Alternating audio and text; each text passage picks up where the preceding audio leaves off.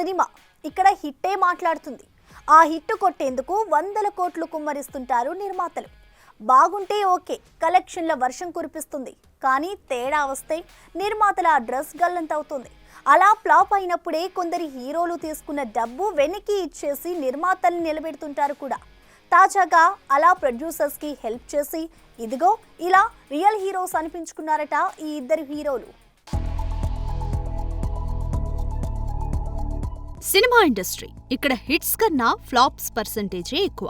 అయినా ఆశలు చంపుకోలేక కోట్ల రూపాయలు కుమ్మరిస్తుంటారు నిర్మాతలు. కానీ కొన్నిసార్లు మాత్రం ఊహించని డిజాస్టర్స్తో భారీ నష్టాలనే ఫేస్ చేస్తారు. అలాంటి టైంలో కొందరు హీరోలు పట్టనట్టు ఉంటే మరికొందరు మాత్రం ఇచ్చిన డబ్బుని వెనక్కి ఇచ్చేసి రియల్ హీరోస్ అనిపించుకుంటారు. వారిని ముఖ్యంగా చెప్పుకోవాల్సింది కోలీవుడ్ సూపర్ స్టార్ రజనీకాంత్ గురించి. బాబా సినిమా అట్టర్ ఫ్లాప్ అయినప్పుడు ఇలానే తీసుకున్న డబ్బు వెనక్కిచ్చేశాడు.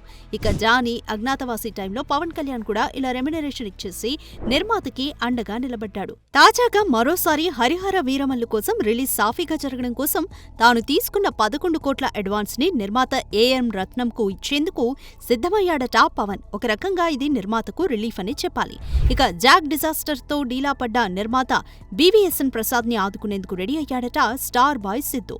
తాను తీసుకున్న రెమ్యునరేషన్ లో సగానికి పైగా అంటే దాదాపు 4.5 కోట్ల దాకా వెనక్కి ఇచ్చేందుకు రెడీ అయ్యాడట. ఏది ఏమైనా బాగున్నప్పుడు డబ్బులు పంచుకోవడమే కాదు, ఇలా నష్టాల్లో ఉన్నప్పుడు కూడా డబ్బులిచ్చేయాలన్న ఈ హీరోల మైండ్ సెట్ కి సెల్యూట్ చెప్పాల్సిందే. For more videos like this, subscribe Big TV channel.